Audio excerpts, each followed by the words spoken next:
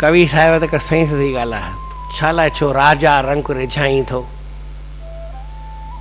तूं हिन खे पियो रिझाई, हुन खे पियो रिझाई, पंहिंजे पाण खे पियो पचाई, हुन हिकु मालिक छो न मनाई थो, ने मालिक खे मनाए। उहो परमात्मा जेकर हिकु साहिब जे सरची वेंदो पोइ सारी दुनिया परची वेंदी। सॼे तोखे परमात्मा राज़ी थियो त सभु राज़ी थींदा, तूं सही कमु कर न, हर भरी छो थो करी। पर न माण्हू कंदा आहिनि, पोइ कामना जी इच्छा रखी, कामना रखी करे, इच्छा रखी करे कमु कंदा आहिनि, पोइ फल में फाथा हूंदा आहिनि।